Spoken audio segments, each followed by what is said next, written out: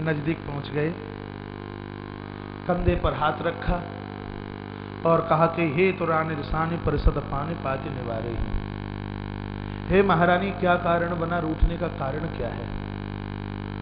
क्यों रूठ गई? बार बार कहीं राव सुमुखी सुलोचनी पिक बचनी, कारण कवन सुनाऊ गज गामिनी निज कोप करी। गोस्वामी जी ने क्या विचार करके लिखा है स्वर्थ, सुन ले थोड़ा सा। बार बार कही राव, राजा ने बार बार पूछा और क्या कहा? सुमुखी, मुंह पोपला हो गया और बोलते हैं सुमुखी। सुलोचनी, सुंदर आंखों वाली। पिक बचनी, कोयल की तरह बोलने वाली।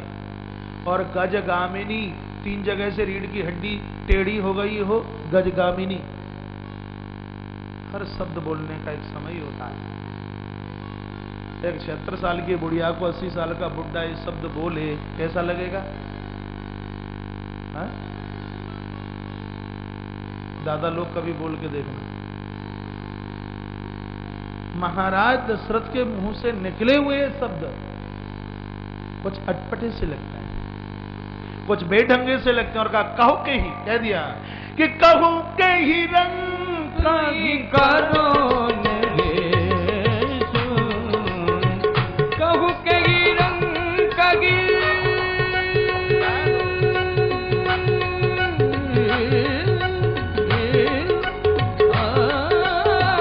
कहू के ही रंग कगी करो कहू के ही नपकिनी काटो कहू के ही नपकिनी काटो।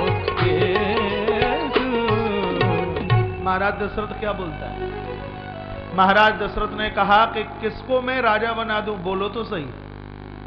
और किसको मैं भिखारी बना दूं, कि कहीं बोल तो सही।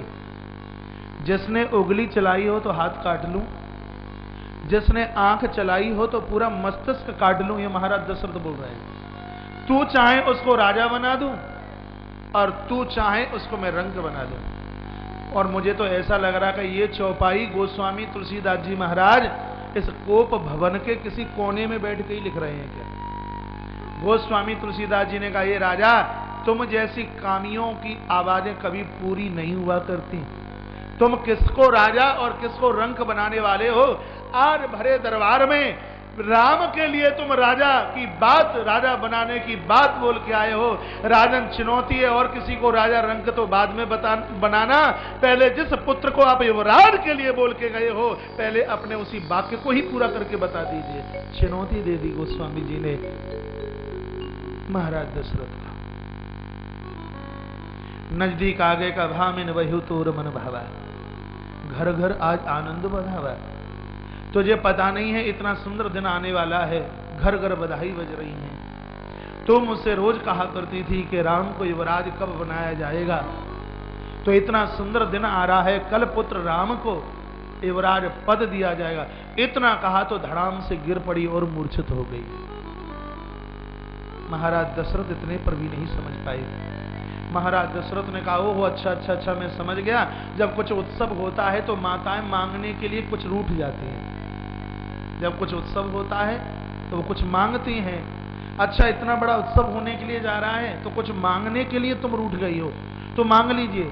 तुम जो देना चाहोगे मैं देने को तैयार हूं। तो धीमे से आंख उठाई और कहा, महाराज, जो गरजते हैं वो कभी बरसते नहीं। ये मुंह एक कैमरे की तरह है, व्यक्ति की शकल से पता लगता है कि व्यक्ति कौन है। ये झूठी गर्जना मत कीजिए।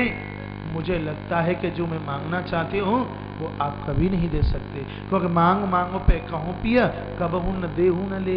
कितनी बार तुमने कहा कि मांगो मांगो मांगो, कभी मैंने तुमसे 2 वरदान मांगे और उनको प्राप्त करने में आज भी संदेह है। आज तक नहीं दिए तो तुम क्या दोगे? रघुवंशी हाँकते ज्यादा है और करते कम है। कि रघुकुल रीति सदा चले आई,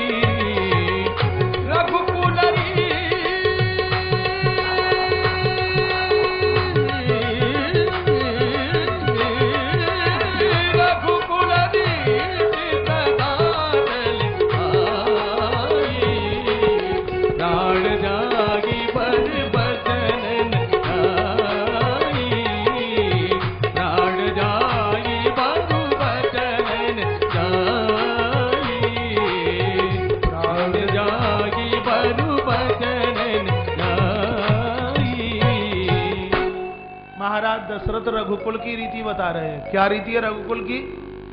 प्राण जाई बरु बचन न जाई। ये चौपाई कितने लोगों ने बोली है? जरा हाथ उठा के बताना। फिर भी बहुतों ने नहीं बोली। रघुवंश की रीति नहीं बोल सकते तो अपनी बोल लीजिए। अपनी बोलोगे? बुलवाऊं? बोलिए मेरे साथ कि हमारी रीति सदा चले बचन जाई बरु प्राण न जाई। बोलिए बचन जाई बरु प्राण न जाई। अपनी रीति कितने लोगों ने बोली? हाथ उठाइए। इतने लोगों ने बोली है। देखो आप ही नहीं, इस रीति में बहुत है। एक बात के ऊपर पूरी रामायण लिख गई। व्यक्ति बंधुओं पैसे से धनी नहीं होता, व्यक्ति अपने बात से धनी होता है। जिसके पास बात नहीं है उसके पास है क्या? सूर्य पूर्व से पश्चिम में उग सकता है, लेकिन हमने जो कह दिया वो शाश्वत है। अपने शब्द से हम कभी मुकर नहीं सकते। ये नीचे वाली हमारी रीति आप लोगों ने क्यों नहीं बोली? क्योंकि अंदर से आवाज ही नहीं आ रही थी, इसलिए नहीं आपने बोली। बात के धनी बनी है। गणेश जी का एक दांत, एक दंताय विद्महे वक्रतुंडाय धीमहि तन्नो दंति प्रचोदयात्। गणेश जी का एक दांत। गणेश जी 32 दांत वाले नहीं है। 32 दांत वाला तो बड़ा झूठ बोलता है। सुबह कुछ और बोला, दोपहर कुछ और, शाम को कुछ और बोला। सामने कुछ और बोला, पत्नी के सामने जाकर के कुछ और बोल दिया। बात के शाश्वत, बात के धनी हम बने। आंखें भर आई महाराज दशरथ की। महाराज दशरथ ने कहा कैकेयी द्वारा से मत बोलना, रघुकुल श्रोमणियों की आन बान और शान है। यदि जो मुंह से निकल गया वो पूरा होता है। नहीं असत्य सम पातक पुण्य। असत्य के समान पातक और सत्य के समान दूसरा कोई पुण्य नहीं हो सकता। मांगो मैं तैयार हूं, मांगो क्या चाहिए। इतना कहा है तो गोस्वामी जी लिखते हैं भूप मनोरथ सुभग बनु शुक विहंग समान। महाराज के मनोरथ रूपे पिंजड़े के लिए आर्य कैकेयी भीलिनी बन गई। जैसे भीलिनी बिना रहम के पक्षी को अधोमृत कर देती है, गोस्वामी जी ने कैकेयी को भीलिनी कह दिया। भिल्लन जिमे छाड़ न चहित बचन भयंकर बाज। जैसे किसी बाज के ऊपर, महाराज दशरथ को बाज कहा, जैसे किसी बाज के ऊपर प्रहार करने के लिए कोई भिल्लनी तैयार हो गई। बांध लिया महाराज को। और यहां तक कि महाराज दशरथ राम जी की सौगंध भी खा गए। मैं राम दुहाई, मैं राम की सौगंध खाके कहता हूं, तू जो मांगेगी मैं देने के लिए तैयार हूं।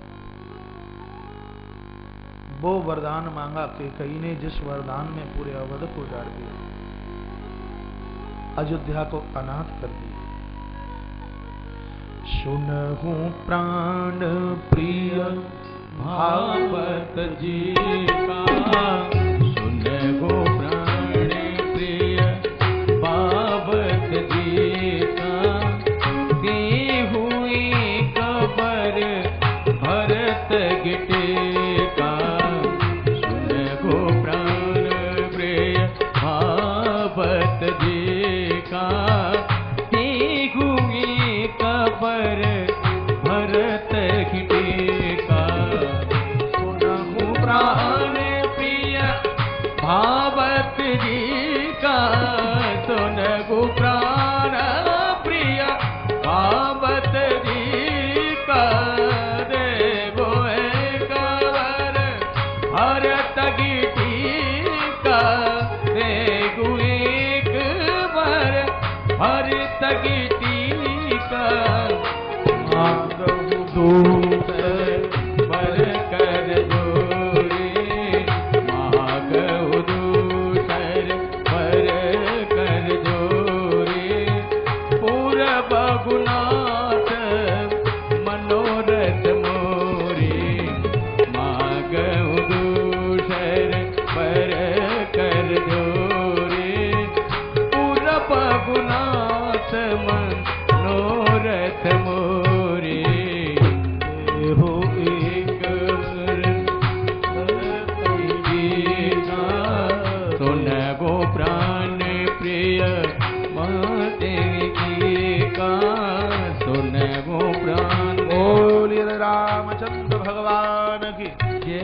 पंडाल में जितने भी भक्त बैठे हुए हैं एक बार खड़े होकर सभी शंकराचार्य प्रभु का स्वागत सम्मान करें। तालियों की गर्जना के साथ में, ये तालियों की गर्जना बाबा विश्वनाथ काशी के दरबार तक पहुंच जाए। भाऊ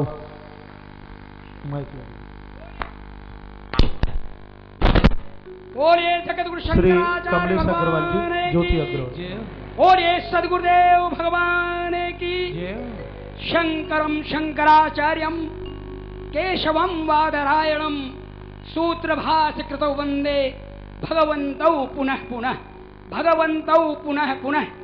व्यासपीठ पर विराजित अज्ञानतिमिरान्धस्य ज्ञानाञ्जनशलाकया चक्षुरुन्मीलितं येन तस्मै श्री गुरुवे नमः, तस्मै श्री गुरुवे नमः। इस विराट आयोजन में आज हमारे मध्य में हैं अनंत श्री समलंकृत ऊर्ध्वामनाय सुमेर पीठाधीश्वर जगतगुरु शंकराचार्य, काशी सुमेर पीठाधीश्वर जगतगुरु शंकराचार्य, प्रातः स्मरणीय परम पूज्यपाद अनंत श्री विभूषित पूज्य नरेंद्रानंद सरस्वती जी महाराज, जिनका मैं इस पावन दिव्य मंच से विश्व जागरण मानव सेवा संघ चैरिटेबल ट्रस्ट श्रीधाम वृंदावन के संस्थापक परमाध्यक्ष अनंत श्री विभूषित व्यासपीठ पर विराजित, जिनकी दिव्य राम कथा मृत का रसपान कर रहे थे, ऐसे परम पूज्य संत आचार्य कौशिक श्री महाराज श्री एवं पूज्य महाराज नरेंद्रानंद सरस्वती महाराज शंकराचार्य शिव स्वरूप विराजित हैं।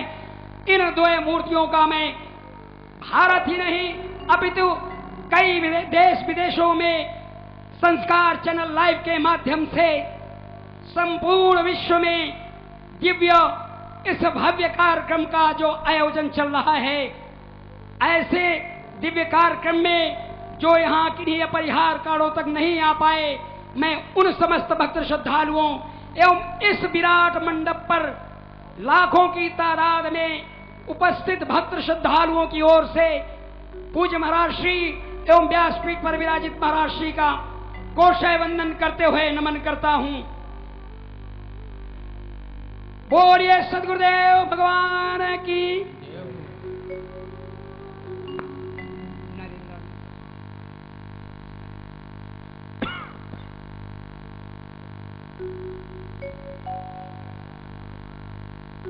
हम सबका सौभाग्य है बालाघाट में हो रहे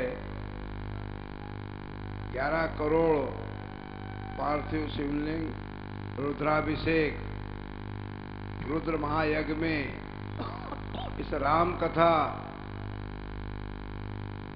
जिसे आप श्रवण कर रहे हैं और हमारे पूज्य कौशिक जी महाराज की मधुर वाणी से यह वाणी हमारे सभी भक्तों को लीन कर दी है। इस अत्यंत ही महान पर्व हमारे बालाघाट में जो आप सबके सहयोग से संपन्न हो रहा है, उसमें आशीर्वाद देने के लिए आज हमारे जगतगुरु शंकराचार्य महाराज साहब स्वामी श्री नरेंद्रानंद सरस्वती जी महाराज जी का आशीर्वाद और यहाँ पर आगमन ने इस महायज्ञ को और अधिक ऊंचाइयों तक पहुंचा दिया है। मैं पूज्य जगतगुरु शंकराचार्य जी के सिर चरणों में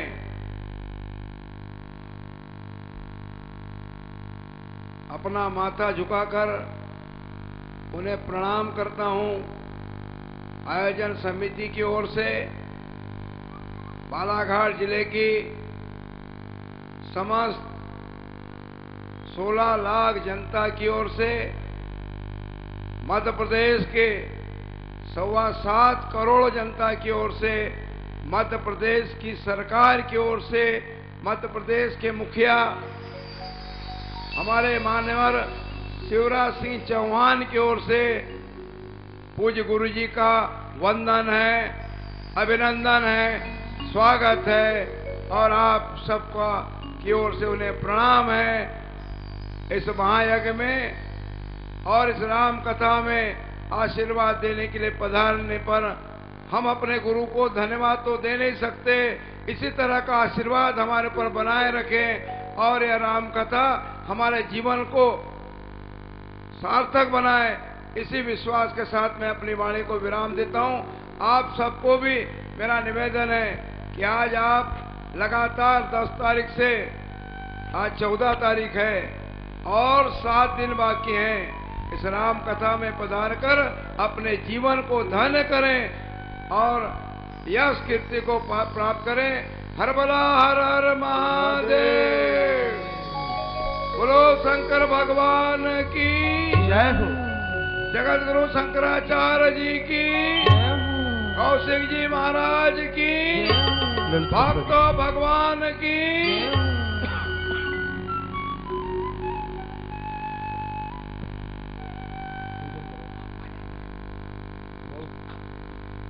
मैं विश्व जागरण मानव सेवा संघ चैरिटेबल ट्रस्ट श्रीधाम वृंदावन के महासचिव परम श्रद्धेय श्री रामदेव शास्त्री जी से निवेदन करूंगा, प्रातः स्मरणीय परम पूज्यपाद अनंत श्री विभूषित शंकराचार्य महाराज श्री का माल्यार्पण कर अभिनंदन करें।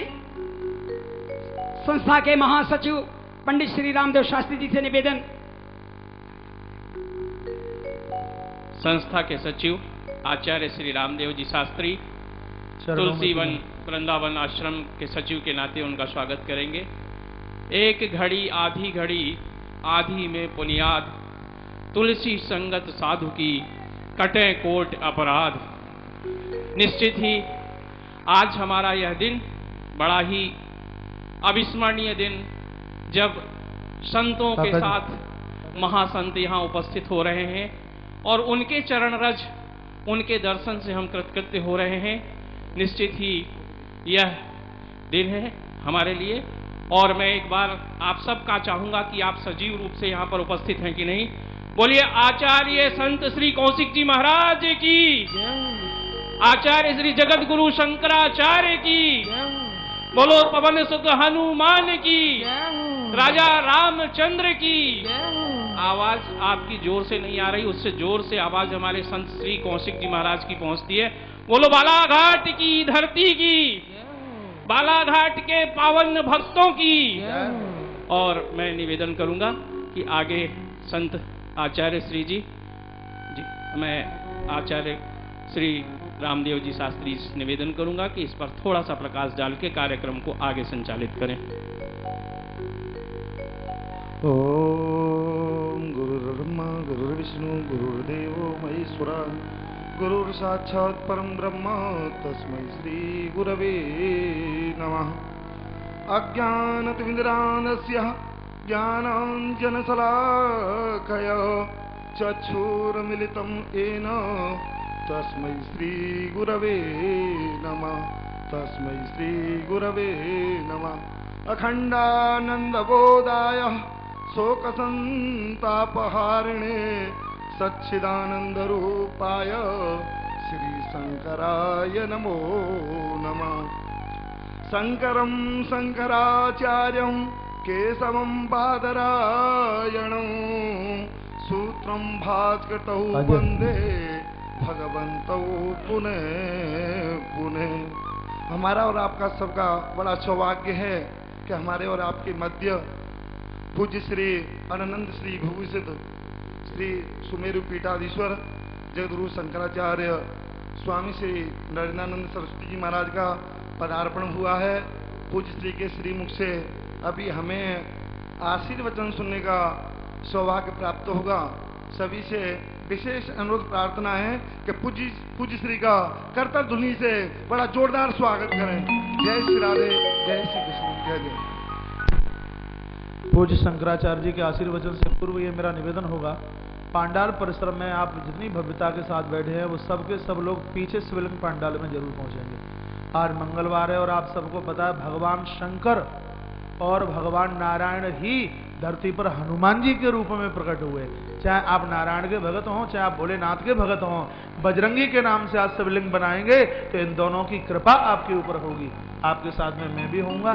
जितने भी आप पंडाल परिसर में और मेरी आवाज सुन पा रहे हैं, अपने हाथों से शिवलिंग निर्माण करके भंडारे में प्रसाद प्राप्त करके और उसके तत्पश्चात ही आप प्रस्थान करेंगे। रहने की पूरी व्यवस्था है, कलेक्ट्री के सामने पंडाल लगा हुआ है, भंडारे की पूरी व्यवस्था है और यहाँ बिल्कुल आपकी श्रद्धा के साथ में आपके उन दो सुंदर हाथों की आवश्यकता है जो दोनों हाथ निर्गुण शंकर को हमारा सगुण रूप से प्रकट करते हैं। उन दोनों हाथों की आवश्यकता है। कृपया आप पीछे जरूर पधारिए।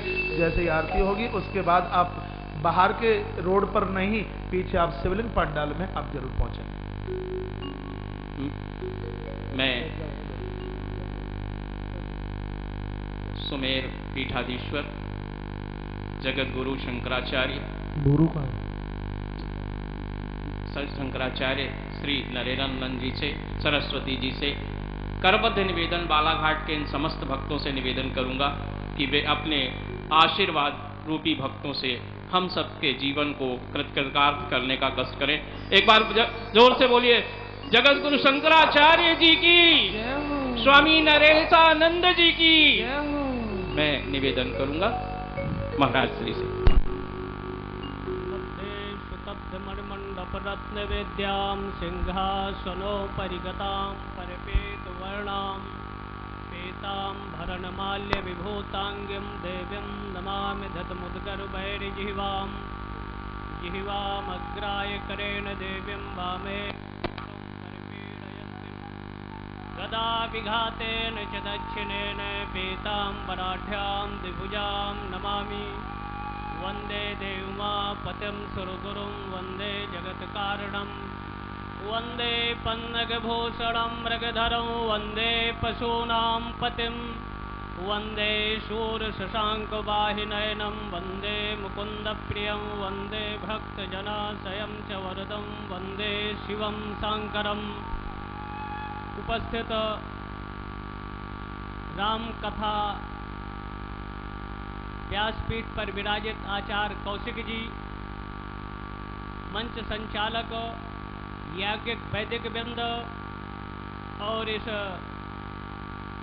आयोजन के संयोजक गौरी शंकर जी एवं समस्त यज्ञ समिति के सदस्य पदाधिकारी सदस्य वृंद, राम भक्त, शिव भक्त, देवी भक्त, समस्त भक्त वृंद, भगवत कथानुरागी सज्जनों, सीता, सावित्री, गार्गी, मैत्री, अनुसुईया के पद चिन्हों पर चलने वाली शक्ति स्वरूपा माताओं, देश के भावी कर्णधार नींव के रूप में उपस्थित बालक बालिकाओं, अभी कई दिनों से पार्थिव शिवलिंग का निर्माण यज्ञ मंडप में वैदिक आचार्यों के द्वारा वेद प्रतिपादित सिद्धांतों के तहत यज देव पूजा संगति करण दानेषु यज्ञ मंडप में 3 कार्य विशेष तरह होता है।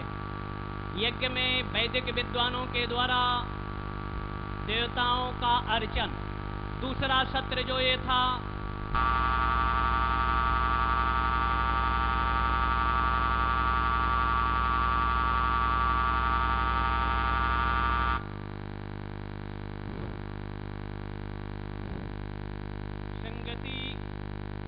करण दानेषु 3 कार्य यज्ञ में प्रधानतया है। यज्ञ मंडप में विद्वानों के द्वारा आवाहित देवताओं का अर्चन और दूसरा ये सत्र जिसको हम सत्संग कहते हैं, सत चित आनंद स्वरूप इस असत शरीर से असत सत्ता से सत सत्ता का बोध कराता है जिसको हम सत्संग कहते हैं। और तीसरा काम दानेषु, व्यक्ति की मेहनत परिश्रम से उपार्जित संपत्ति का धर्म में विनियोग, यज्ञ मंडप में विद्वानों के द्वारा स्वाहाकार, प्रवचन सत्र में वाहाकार और जहां भंडारा हो आहा, मतलब स्वाहा वाहा आहा, 3 कार्य जहां होते हैं उस व्यवस्था का नाम होता है यज्ञ। यज्ञ की 2 विधाएं हैं, एक व्यष्टि और एक समष्टि। व्यष्टि मतलब जहां व्यक्तिगत एक व्यक्ति का स्वार्थ निहित तो हो उसको हम व्यष्टि कहते हैं, और समष्टि जहां जीव मात्र का कल्याण, प्रकृति के पंचभूतों के कल्याण को ध्यान में रखकर जो कार्य किया जाए उसको महायज्ञ कहते हैं। अब इस भौतिकवादी युग में आज भौतिकवाद साइंस मरीज सुबाहु की औलादें कुछ यज्ञ का विरोध करती हैं। साइंस के वैज्ञानिक कहते हैं यज्ञ करने से लाभ नहीं है, लेकिन दुनिया में भौतिकवाद की दृष्टि से पुष्प है। ये एक पुष्प अगर हम किसी एक व्यक्ति को दे दें तो एक व्यक्ति पुष्प की प्रकट प्रवृत्ति से लाभान्वित तो होगा, लेकिन वेदों के आधार पर अगर एक पुष्प को पत्थर में पीस दिया जाए और जल में मिला दिया जाए और उस जल का अगर छिड़काव कर दें तो एक पुष्प की सुगंधी से 1 लाख लाभान्वित होंगे। ये भारत का वैदिक सनातन विज्ञान है। जो दिव्य हम अग्नि के माध्यम से परमात्मा को देते हैं उसका कोटि गुना फल प्राप्त होता है। हरा मिर्च या लाल मिर्च या गुल की काली मिर्च ले लें, किसी एक व्यक्ति को खिलाया जाए, दिया जाए तो एक व्यक्ति मिर्चे की प्रकट प्रवृत्ति गुणधर्म से लाभान्वित तो होगा, लेकिन अगर एक मिर्चे को अग्नि में स्वाहाकार कर दिया जाए, सायज्ञा प्रजाश्रेष्ठा पुरोवाच प्रजापति अग्निमीले पुरोहितम यज्ञस्य देव ऋत्विजम अग्नि कस्मात् अग्नि भवत होतारम विश्ववेदसम चरा